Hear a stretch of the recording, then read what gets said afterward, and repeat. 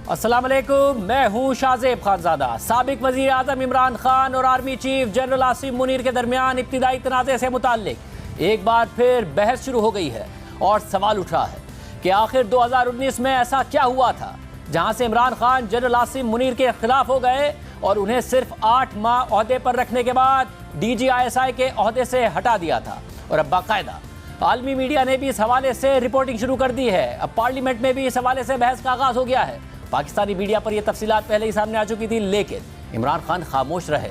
मगर कल बरतानवी अखबार टेलीग्राफ ने एक आर्टिकल शाया किया जिसमें कहा गया है कि इमरान खान और DGISI के दरमियान इख्तलाफात उस वक्त शुरू हुए जब जनरल आसिम मुनीर ने DGISI की हैसियत से इमरान खान को उनकी अहलिया के करप्शन केसेस का बताया और फिर इमरान खान ने उन्हें ओहदे से ही हटा दिया। इमरान खान ने इस खबर की एक ट्वीट के जरिए तरदीद की, मगर आज वजीर आजम शहबाज शरीफ ने बाकायदा पार्लियामेंट के फ्लोर पर इस वाक़े की तस्दीक कर दी है। सबसे पहले बात करते हैं बरतानवी अखबार टेलीग्राफ के गुज़िश्ता रोज़ शाया होने वाले आर्टिकल में, जिसके मुताबिक इमरान खान ने बतदरीज जनरल आसिम मुनीर पर तनकीद शुरू कर दी है और उन्हें अपने खिलाफ मुहिम का आर्किटेक्ट करार दिया है, जिनका उनके मुताबिक मकसद उन्हें दोबारा इक़्तिदार में आने से रोकना है। आर्टिकल के मुताबिक general Asim Munir military intelligence के सरबराह थे और फौज के अंदरूनी मामलात को देखते थे और फिर वो ISI के सरबराह बने और उस वक्त वो ISI के चीफ ही थे जब उन्होंने उस वक्त के वजीर आजम इमरान खान को कहा कि वो उनकी अहलिया और उनके करीबी लोगों के खिलाफ करप्शन के इल्जामात की तहकीकात करना चाहते हैं। और फिर जून 2019 को जनरल आसिम मुनीर को उनके ओहदे पर तैनाती के सिर्फ 8 महीने बाद ही हटा दिया गया, हालांकि उस ओहदे की मुद्दत 3 साल की है। आर्टिकल के मुताबिक फौज ने इस तब्दीली की कोई वजाहत नहीं दी थी, जिसके नतीजे में जनरल आसिम मुनीर को कोर कमांडर बना दिया गया था और ISI में उनकी जगह एक सख्त गिर जनरल ने ले ली थी, यानी लेफ्टिनेंट जनरल फैज हमीद ने फिर वो ओहदा संभाला जो आखिर तक इमरान खान के पसंदीदा DGISI थे। और उनकी तब्दीली पर ही इमरान खान के जनरल बाजवा से इख्तलाफात हो गए, क्योंकि बकौल इमरान खान वो अपोजिशन की अदम एतमाद से बचने के लिए जनरल फैज हमीद को DGISI के ओहदे पर बरकरार रखना चाहते थे। इमरान खान ने गुज़िश्ता रोज़ ही इस आर्टिकल पर रद्द-ए-अमल देते हुए ट्वीट किया कि इस मजमून में दावा किया गया है कि मैंने जनरल आसिम मुनीर को बतौर DGISI इस्तीफे पर मजबूर किया क्योंकि उन्होंने मुझे मेरी अहलिया बुशरा बेगम की करप्शन के केसेस दिखाए। ये दावा बिल्कुल गलत है। ना जनरल आसिम मुनीर ने मुझे मेरी अहलिया की करप्शन के कोई शवाहिद दिखाए थे, ना ही मैंने उन्हें उस बुनियाद पर मुस्ताफ़ी होने पर मजबूर किया। इमरान खान की तरदीद के बाद आज बाकायदा वज़ीर आज़म शहबाज शरीफ ने पार्लियामेंट के फ्लोर से खिताब करते हुए इस बात की तस्दीक की कि यह वाक़या दुरुस्त है। मौजूदा आर्मी चीफ ने DGISI की हैसियत से इमरान खान को उनकी अहलिया की करप्शन के केसेस का बताया और फिर इमरान खान ने उनको ओहदे से हटा दिया। मौजूदा सिपा सलार जनरल सैयद आसिम मुनीर ने जब वो DGISI थे, उन्होंने इमरान नियाजी जो उस वक्त वज़ीर आज़म थे उनको कहा कि आपकी अहलिया मुहतरमा करप्शन में मुलव्वस हैं। इमरान नियाजी ने एक मरतबा फिर कौम के सामने सफ़ेद झूठ बोला है, धोखा दिया है। यही वजह थी कि DGISI जनरल आसिम मुनीर की ट्रांसफ़र की कि उन्होंने उस वक़्त के वज़ीर आज़म को कन्फ्रंट किया कि आपके अहल खाना करप्शन में मुलव्वस हैं। जनाब स्पीकर, ये बात मैंने इसलिए की कि मेरे ये ज़ाती इल्म में है। अब अहम बात यह है कि इमरान खान ने अपने और जनरल आसिम मुनीर के दरमियान अपनी अहलिया की करप्शन के केसेस से मुताल्लिक इख्तलाफात की खबरों की तरदीद तो कर दी है, लेकिन उन्होंने ये नहीं बताया कि उन्होंने आखिर जनरल आसिम मुनीर को ओहदे से हटाया क्यों था। क्योंकि ये बात तो हकीकत है कि इमरान खान ने अक्टूबर 2018 में जनरल आसिम मुनीर को DGISI तैनात किया था और फिर सिर्फ 8 महीने बाद यानी जून 2019 में अचानक जनरल आसिम मुनीर को इस ओहदे से हटा दिया गया था।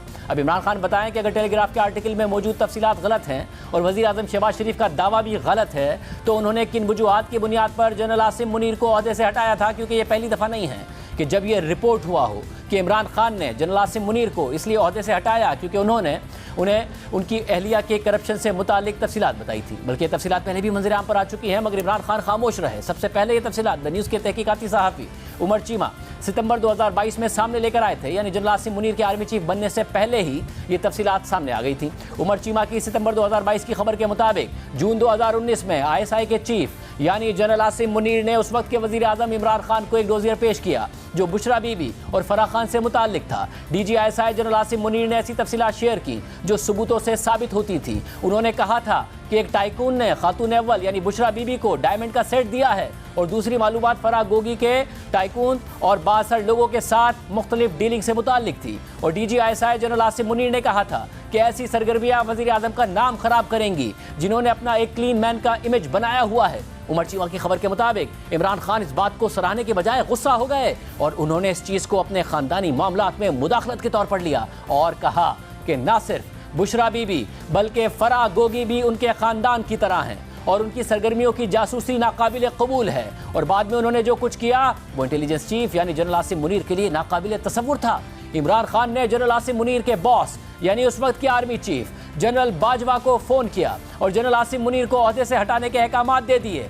DGI जनरल आसिम मुनीर के बॉस यानी जनरल बाजवा को यह आइडिया पसंद नहीं आया, लेकिन उन्होंने इमरान खान के अहकाम की पैरवी की। उमर चीमा की खबर के मुताबिक इत्तफाक की बात यह है कि एक और मौके पर उस्मान बुज़दार से मुताल्लिक भी एक डोजियर पेश किया गया। अलबत्ता इमरान खान ने उस तरीके का रद्द-ए-अमल नहीं दिया जो उन्होंने बुशरा बीबी से मुताल्लिक दिया था और बुज़दार के मामले पर उन्होंने खामोश रहना बेहतर समझा। ये चीज़ इमरान खान की करप्शन से मुताल्लिक ज़ीरो टॉलरेंस की तालीमात के बरक्स है। सिर्फ यही नहीं, इमरान खान की अहलिया को बिजनेस टाइकून की तरफ से डायमंड सेट मिलने का सवाल सहाफ़ी एजाज सैयद ने भी किया था, जिस पर इमरान खान ने इल्ज़ामात की तरदीद नहीं की और कहा कि किसी महंगी चीज़ की बात करें। फरमाया कि आपकी अहलिया पर इल्जाम लगा हीरो का हार लिया उसने हीरो का हार। अच्छा क्या महंगी चीज की बात। इस हवाले से जनरल आसिम मुनीर ने DGI की हैसियत से तफसीलात इमरान खान के सामने रखी थी। उमर चीमा ने इस हवाले से रिपोर्ट किया, टेलीग्राफ ने इस हवाले से रिपोर्ट किया और कल सहाफ़ी कामरान यूसुफ ने भी अपने ज़राए से इस वाक़े की तस्दीक की और तफसीलात बताई।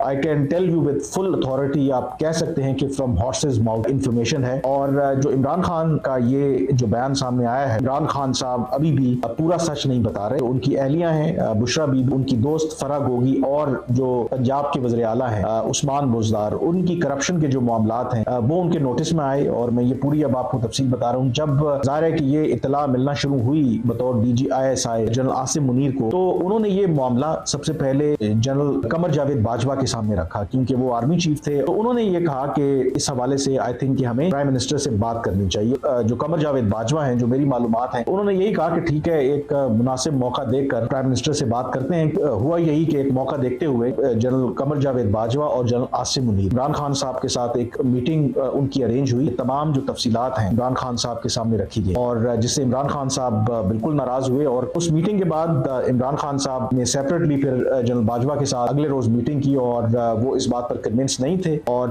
उन्होंने ये फैसला किया कि नहीं, मेरा जनरल आसिम मुनीर के साथ गुजारा नहीं हो सकता। उन्होंने ये बिल्कुल ठीक नहीं किया, तो इनको हर सूरत में हटाना पड़ेगा।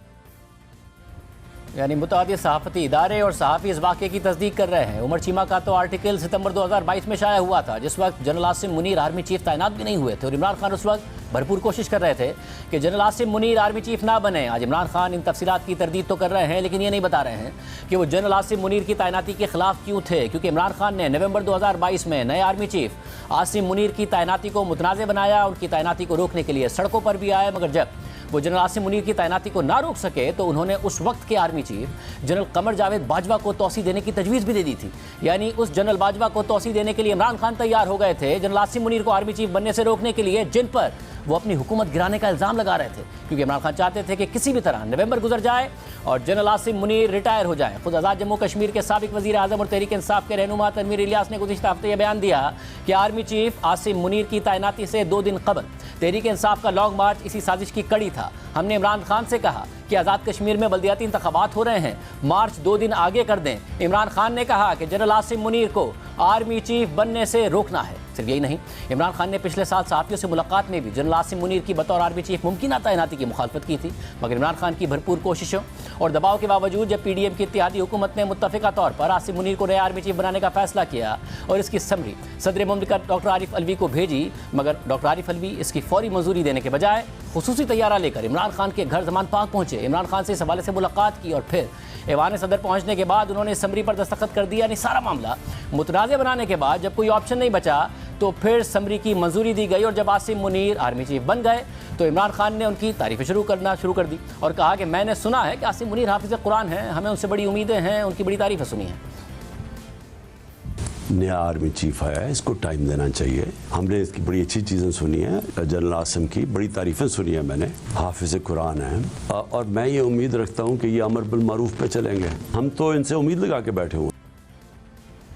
हालांकि इमरान खान ने खुद जनरल आसिम मुनीर को DGI लगाया, फिर 8 महीने बाद ओहदे से हटाया। यानी इमरान खान अच्छे से जनरल आसिम मुनीर को जानते थे, मगर आर्मी चीफ बनने के बाद कह रहे थे कि तारीफ़ें सुनी हैं, हमें उनसे बड़ी उम्मीदें हैं। और फिर गुज़िश्ता कई दिनों से इमरान खान मुसलसल मौजूदा आर्मी चीफ पर बराह रास्त तनकीद कर रहे हैं। अपनी गिरफ्तारी के बाद अपने कारकुनों की तरफ से फौजी तनसीबात पर हमले का इल्ज़ाम भी उन्होंने एजेंसियों और आर्मी चीफ पर ही लगा दिया है। इसके बावजूद वो ये कह रहे हैं कि मैंने तो कुछ किया ही नहीं।